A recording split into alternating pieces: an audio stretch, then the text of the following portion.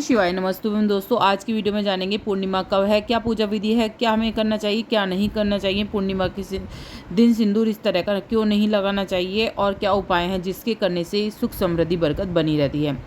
दोस्तों, पूर्णिमा के दिन मांसाहार या तामसिक भोजन नहीं करना चाहिए, ना ही आपको बनाना चाहिए। लहसुन प्याज आदि भी चीज़ें अपने घर में आपको नहीं बनानी चाहिए। इंसान के जीवन में नकारात्मक असर पड़ने लगता है। महिलाएं बुजुर्ग का अनादर नहीं करना चाहिए। सुबह देर से भी नहीं उठना चाहिए। कोई सा भी व्रत हो, सबसे पहले आपको स्नान कर लेना चाहिए। ब्रह्म मुहूर्त में ही उठकर पूजन भी कर लेना चाहिए। भगवान विष्णु और माँ लक्ष्मी की उपासना जरूर करनी चाहिए। भगवान विष्णु को तुलसी बेहद प्रिय है, इसलिए पूर्णिमा के दिन गलती से भी तुलसी के पत्ते नहीं तोड़ने चाहिए। ऐसा करना अशुभ माना जाता है। इसके अलावा पूर्णिमा की रात्रि को दही भी नहीं खानी चाहिए। ऐसा कहा जाता है कि इससे चंद्रदोष लगता है और साथ ही जीवन में धन संबंधी परेशानियों का सामना भी करना पड़ता है। दोस्तों, सनातन धर्म में सिंदूर का विशेष महत्व बताया गया है और पूर्णिमा के दिन सिंदूर लगाएं या नहीं लगाएं, इसके बारे में बात करते हैं। कोई भी महिला इसका उल्लंघन नहीं करती कि सिंदूर लगाना नहीं चाहिए, क्योंकि सनातन धर्म में स्त्रियों को सिंदूर लगाना अति आवश्यक होता है। दोस्तों, बहुत ज़्यादा महत्व होते हैं सिंदूर लगाने के। आज मैं इस वीडियो में आपको बताऊंगी कि क्यों इस सिंदूर लगाने से क्या क्या होता है। जो स्त्री सिंदूर नहीं लगाती है उसको किन किन परेशानियों का सामना करना पड़ता है। दोस्तों, धर्मशास्त्रों ग्रंथों में लिखा गया है कि हिंदू धर्म में सिंदूर लगाना अनिवार्य होता है। आजकल के फैशन के दौर में एक दूसरे को देखकर उससे बेहतर बनने के इरादे से कुछ महिलाएं अलग अलग तरीके से सिंदूर लगाना पसंद करती हैं। कुछ महिलाएं सिंदूर को बहुत छोटा करके लगाती हैं, जैसा कि टीका लगा रही हो, लेकिन बहुत ही ये अशुभ माना जाता है।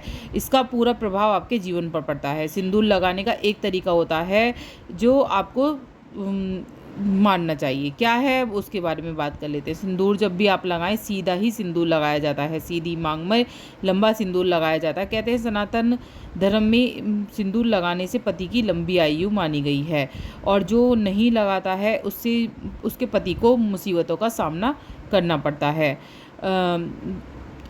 मतलब पति के बीच जो संबंध होते हैं वो भी खराब होने लगते हैं, मधुर संबंध नहीं रहते हैं और महिला को सुहागन होने का स्पष्टता भी नज़र आती है कि महिला सुहागन है। और ये जो है सिंदूर जो है प्रतिष्ठा बढ़ाता है, प्राण प्रतिष्ठा जो होती है वो भी आपकी बढ़ाता है। तो इन चीज़ों को ज़रूर करना चाहिए, जैसे कि छोटा सिंदूर वो आपको भूल कर भी नहीं लगाना चाहिए। पूरी मांग भरनी चाहिए। इससे आपके पति की लंबी आयु होती है और जो पति पर जो संकट आते हैं वो नहीं आते हैं। ठीक है। सिंदूर हमेशा आपको बीच की मांग से ही भरना है, ना कि साइड की मांग से या छोटी ही सिंदूर आपको भरना है। तो पूरा ही आपको भरना है।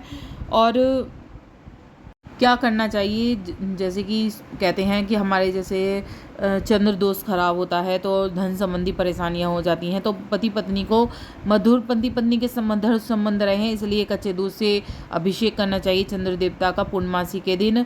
और ऐसा करने से मतलब मधुर संबंध तो बनते ही हैं, धन संबंधी सारी परेशानियां दूर हो जाती हैं। जो चंद्र होता है वो ठंडा माना गया है, चंद्र देवता को ठंडा माना गया है और लक्ष्मी से मतलब कनेक्टेड है किसी ना किसी तरह से। तो इस चंद्र देवता की इस दिन पूजा लक्ष्मी जी के साथ जरूर करनी चाहिए।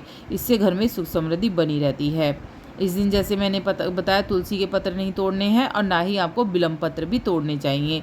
पूर्णिमा के दिन थोड़ी देर चांद की रोशनी में जरूर बैठना चाहिए, इससे मन को शांति मिलती है। और हनुमान जी के मंदिर में जाकर एक मिट्टी का दीपक जरूर जलाएं और हनुमान चालीसा का पाठ जरूर करना चाहिए। इससे जब भी कभी कोई संकट होता है वो आपके आसपास भी नहीं भटकेगा। पीपल के वृक्ष पर माँ लक्ष्मी का आगमन माना गया है, तो सुबह उठकर पीपल के पेड़ के सामने कुछ मीठा चढ़ाकर जल अर्पित जरूर करना है। ये छोटे छोटे जीवन में उपाय होते हैं जो हमारे घर में खुशहाली बनाए रखते हैं, आने वाले संकटों को निकालते रहते हैं। तो ये छोटे छोटे जो उपाय हैं वो हमें जीवन में करते रहना चाहिए। इस दिन पूर्णमासी का दिन बेहद खास होता है। सत्यनारायण भगवान की कथा जिस घर में होती है वहाँ सुख समृद्धि अवश्य ही निवास करती है। तो छोटे छोटे जो मैंने उपाय हैं जरूर करते रहिए।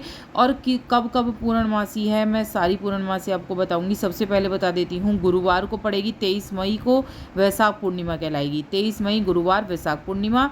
दूसरी है ज्येष्ठ पूर्णिमा जो पड़ेगी शनिवार 22 जून को। और तीसरी जो बता रही हूँ आषाढ़ पूर्णिमा पड़ेगी, वो पड़ेगी 21 जुलाई रविवार को। इसके बाद सावन की पूर्णिमा है जो 19 अगस्त सोमवार के दिन पड़ेगी। और भी कुछ अगर आपको पूछना है पूर्णमासी से संबंधित ज़रूर पूछिएगा। और पूर्णमासी पर ना ही बाल धोने चाहिए, व्रत कोई सा भी हो आपको बाल भी नहीं धोने चाहिए। एक दिन व्रत के एक दिन पहले ही आपको बाल धो लेने चाहिए। तुलसी पत्र से आपको पूजा करनी है, लेकिन एक दिन पहले ही आपको तुलसी पत्र वगैरह तोड़ लेने चाहिए। घर की बिल्कुल साफ़ सफाई करनी चाहिए, कबाड़ा आपको उस दिन नहीं बेचना है घर का। और बाल भी नहीं कटवाने, नाखून भी नहीं कटवाने हैं। इन चीज़ों का, छोटी छोटी चीज़ों का, इन बातों का ध्यान रखना है। दान पुण्य आप ज़रूर करें, इससे सुख समृद्धि आती है। हो सके तो थोड़ा सा गंगा जल से स्नान करना चाहिए, और हर घर के हिस्से में आपको गंगा जल छिड़कना चाहिए रोज़ ही। इससे नकारात्मक शक्तियाँ जो होती हैं वो घर से बाहर होती हैं।